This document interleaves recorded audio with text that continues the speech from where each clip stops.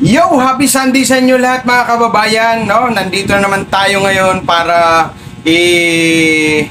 ano natin yung mga dapat at hindi dapat at karapat dapat, 'di ba? So, happy Sunday sa inyo lahat mga guys.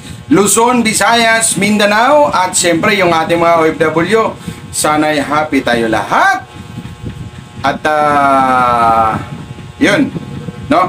So ngayon guys, ang ating gagawin ay reaction video tayo, no? Patungkol ito kay former Secretary Vic Rodriguez. So hindi na natin kailangan guys patagalin pa, no? Sa kanya mga dapat sinasabi, ating himay-himayin at ating pakinggan yung sinasabi niya. Eto na guys. That's the agenda. And President Marcos, in the early days of his administration, yun kasi kaya kong patutuhanan. We were together. At ang direksyon namin, good governance. At appointments lang naman lahat yan eh. May mga taong gustong ipa-appoint. Alam, sabi ko nga sa Mr. President, these people will not help you define an administration that is for good governance. Remember, ulitin ko, utang na loob namin ito doon sa bumoto, hindi doon sa mga nagsasamantala or taking advantage of their close. O, kita mo? Yan guys ha. Sinasabi niya, utang na loob. Nga naman, natin lahat na bumuto sa ating presidente. So, anong nangyari? Continuous natin, guys. Yes. To the President or to the First Family at hindi mo naman nakitang tumulong o wala namang malinaw na direksyon kung saan niya dadalhin yung ahensya nito pag na-appoint, ang gusto pa yung unang-una. At pag hindi na pagbigyan agad-agad ay nagagalit ng susubo. I stood my ground and sinasabi ko kay Pangulong Marcos, alam ni Pangulong Marcos yan. And dinala niyo ako sa ganito dahil nga you're too careless. Nagre-record kayo, nag-audio kayo. And ulitin ko, dinamay niyo yung pamilya ko eh. Ang isang pinagtatalunan dyan, I refuse to process the paper of Michael Ma na ina-appoint as special envoy to China. Ayoko. Wow. Ayoko. Alam ko yun. I refuse to process the paper of Mel. Ayan. Kita mo guys, kaya bumigay na rin siya dahil pati na yung kanyang pamilya nadadamay na. Di ba? So, yun. Yung sinabi niya, si Michael Ma, no? Yun, ayaw niya nung siya'y secretary pa, no? Ni Pangulong BBM. So ano na? Ano nangyari? Ano ba talaga? Ayan, continuous natin. Masaya ito. Bless as GM of PCSO. Ayoko. Bakit? Sabi ko maghahanap pa tayo ng taong nararapat dyan. And this, hindi na, pasensya na yung mga mababanggit. Etong isang taong ito, maayos naman ito, si Yusek Cesar Chavez. Kinausap ko yan. Tapos Cesar, ang posisyon na nakalagay sa iyo dito, inilalapit, chairman ka ng PCSO. Yan ba talaga ang gusto mo? And then nagpapaliwanag siya. May alam ka ba yan sa mga gaming, ang PCSO? Sabi niya, bakit po? Yes. Kaya ako alam. Ayan guys, no? So, maliwanag na ito based lang daw sa sinasabi ni former secretary, no, ni BBM Vic Rodriguez, no. So, ayaw niya, gusto niya, ano ba talaga. So ngayon, ang nangyayari, parang doubt talaga siya dito sa nakaupo. Tunghayan natin uli. Ang core competence mo, release. Bakit hindi ka bumalik sa DOTR? Handle mo ulit yung release. Wala pa kasi nun si Sec Jimmy Bautista. Nauna kong binuo yung LTFRB team, chairman pati mga board members. Kasi naniniwala ako na karamihan sa mga kasama natin doon sa napakahabang mga motorcades at caravans, nakikita ko yung mga motorcycle riders, TVNS, yung mga taxi drivers. Sabi ko, ang mission natin, pag-aangin ang proseso ng renewal, pagkuha ng prangkisa, at yun guys, yung nabanggit ni former secretary, no? About doon sa mga karaban, no? Kasama din ako doon, nagkakaraban Sumasali ako dun sa mga karaban na yan, motorcycle caravan. Talagang yung suporta, nakasupport din ako kay itong presidente natin ngayon. So ano kaya nangyari na? Kaya kanya-kanyang bulgara na ito. Okay. Huwag nang paduguin pa, ay hihinga ng pera, naghahanap buhay na nga eh.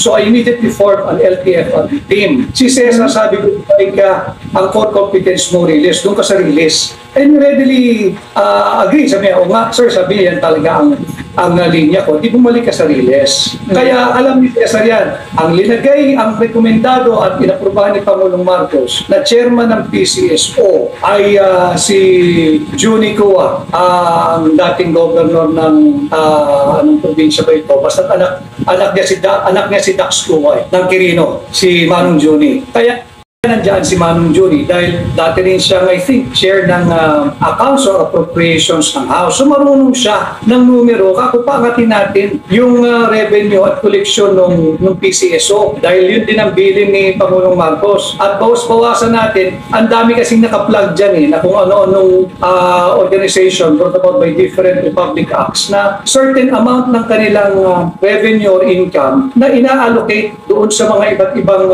ahensya na hindi naman nararapat. Pero ikaw ayusin mo yan, hanap tayo ng GM. Kaysa na kayo, kailangan kong banggitin ito dahil ako'y nananahimik na pilit niyo kung hindi nadamay sa marites ninyo. There is such a thing as my right to defend my honor. Yun, kita mo ang bigat ng mga binibitawang salita ni Attorney Vic Rodriguez. Mabuhay ka, sir. So, sana yung mga nalalaman nyo, kayo na pa o bahala. At kayo naman mga kababayan, kayo na po ang humusga kung tama ba itong mga binulgar ni former secretary, no? Vic Rodriguez, no? So, yun, nabanggit na dito guys, yung PCSO. Ano ba mga PCSO? Wake up! Okay, patuloy natin. Ano na lang natin guys, i-audio na lang natin, no?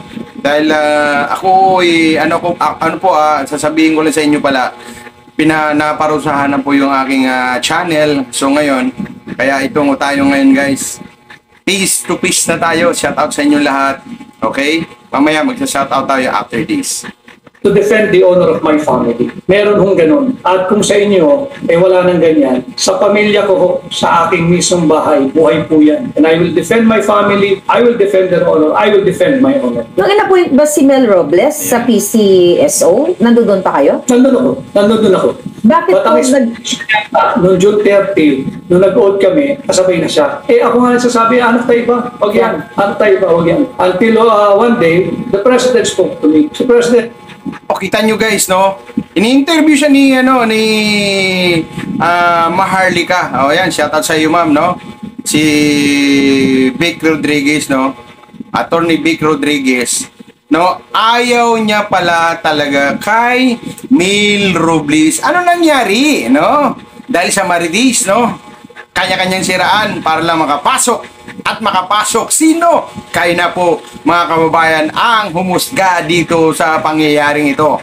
Okay? pasensya ka na. Linilinaw ko lang itong kasinungalingan. At alam mo rin ito, even si Cheloy, alam ni Secretary Garafil ito, atras ko lang ng konti. Noong wake ng nanay ko, si Cheloy kasi, schoolmate ko yan sa law school sa UST. At wala naman kami masamang tinapay niya. Nag-wake siya sa wake ng nanay ko. Ang kasama niya, si Annie Rose Mercado. Kilala ko yun. Kasama si Jay Herrera, yung nagme-makeup. Si Yusek Cha, bigyan ka naman si Cha. Lagamon. At saka si Asek Patricia Martin. So tumawag, hapon sila dumating. So I told my brother or sister, sige, paki-estiman niyo sila. May lunch naman dyan, tuloy-tuloy, etc. Mamaya pa kasi ako dyan dahil umuwi ako madaling araw eh. They came in around 1 or 2. And then mga 3:30 na, tumawag, andito pa sila Secretary Cheloy. Hindi raw sila alis hanggat hindi ka nakakaharap. So, I felt, kapo, ito mga to, sige kako, agahan ko na lang ang pagpunta. Pagpunta doon, condole, etc. I told Chelo, usapang magkaibigan naman kami na. O kako, kamusta yung mga gago sa paligid niyo? Gusto Okay. naman. Kakaulik ka, bakit lagi niyo itong sinasangkalan? Wala bang Kita mo, di ba? Oh. Alisin yung mga gago sa inyong paligid. Di ba? Ang bigat. Yan. Attorney Vic Rodriguez, no? Yan talaga, nanindigan siya sa mga maling gawain o ginawa. Di ba? So, yun. Binis lang natin dito sa kwento ni Attorney Vic Rodriguez na former secretary ni BBM. Continuous natin, guys. ang skateboard at ako pa rin. Tapos, sir, meron dati, wala naman na. Kaya ko ito, nandun kami sa harapan ng casket ng nanay ko. Sabi ko sa harapan ng nanay ko kako, Chelo, para lang mag-establish tayo ng ground rules. Tahimik ako, out of respect sa naging samahan namin ni Bongbong. Didn't address him as very casual eh. Dahil sa respeto ko kay Bongbong, hindi ako sasagot. Pero, pag merong umangkas at kakas ng pangalan ko, bukod kay Bongbong, kako, lalaban ako, sasagot ako, at magiging maingay ito. O sige. Ayan, talagang matapang talaga si Attorney Vic Rodriguez, no? Kita nyo naman, napakinggan nyo yung kanyang salaysay, no? So, ano pang inantay natin mga guys, no? Yun, kailangan natin dito. Talagang talaga ang nangyayari sa ating bansa, no? So guys, ito kayo na po ang mag-finalize dito. Kung mali man ako, kayo na po ang bahala. Continuous pa natin, guys. Ako, dagdag na natin, extend ko na sa first family. Pero hanggang dyan lang. Yung mga gusto magpasikat, yung gusto magpa-appoint, yung gusto mapansin ng kung sino man ang may say na ngayon sa Malacanang, huwag na huwag niyong gagamitin ang pangalan ko. Sasagot ako. Sinabi ko sa kanya, pwede niyang i-deny. Wala akong pakialam doon. But nangyari yan. Kaya ako sumasagot niya. Sinabi ko naman pwede naman kayong gumawa ng gimmick na kayo na lang. Bakit kailangan pa ako laging kinakalat ka? And yung sinasabing ako'y nabanggit din, ayoko sanang sagutin. Except, ang nag-trigger na pagsagot ko, sinabi, nagmamakaawa ako para kawawa daw yung pamilya.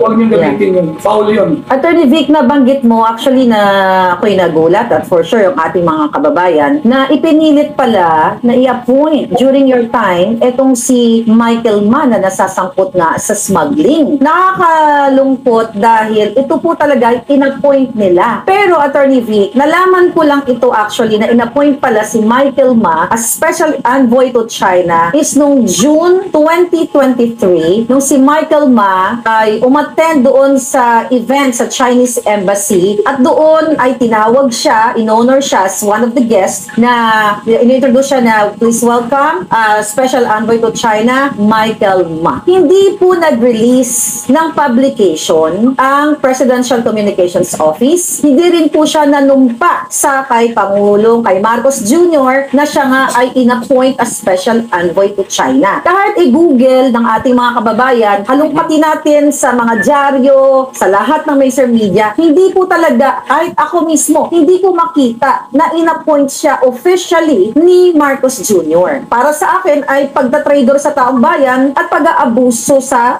kapangyarihan ni Marcos Jr. Anong take nyo dito? Kasi kayo may personal knowledge pala kayo na pinapa-appoint to sa inyo dahil nakita mo na hindi siya karapat-dapat pero nung wala na kayo, ay in-appoint siya tapos without papeles na maipakita sa taong bayan. Hindi ko rin alam kung kailan siya in-appoint. And ang treatment ko nga, although ako'y Pilipino, mahal kong Pilipinas, mahal kong mga Pilipino, parang sige, it's none of my business for now. Dahil kayo yung nasa kapangyarihan, gusto niyo i-appoint kung sino man. But the request for him to be appointed, Yun guys, no, yung mga tanong ni